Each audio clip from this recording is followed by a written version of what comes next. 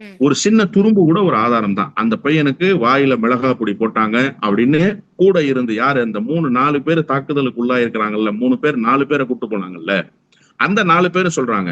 சம்பந்தப்பட்ட நபர் அஜித் குமாரினுடைய சகோதரரே ஸ்டேட்மெண்ட் சொல்றாரு. என்னுடைய சகோதரனை என் கண்ணு முன்னால அடிச்சாங்க, அவன் கண்ணு முன்னால என்ன அடிச்சாங்க. அந்த பையன் சொல்ற ஸ்டேட்மெண்ட் இப்ப கூட சொல்றாரு, பத்திரிகையாளர் சந்திப்புல கூட சொல்றாரு. வாயில மிளகா பொடி போட்டாங்க, அவனுக்கு தொண்டை வறண்டுருச்சு, ஒரு கட்டத்துல மலம் கழித்தான், ஒரு கட்டத்துல ரத்தமாக சிறுநீர் கழிச்சிருக்கிறான் அப்படின்றதெல்லாம். இப்ப இதெல்லாம் ஒவ்வொன்னையும் நீங்க டெஸ்ட்டுக்கு அனுப்பணும்ல, என்ன நடந்திருக்குன்னு சொல்லணும்ல.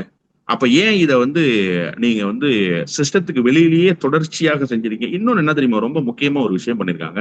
அவசர கதியில ஞாயிற்றுக்கிழமை காலையில உடல் கூறாய்வு செஞ்சு ஒரு ரிப்போர்ட்டை தயார் பண்ணிருக்காங்க.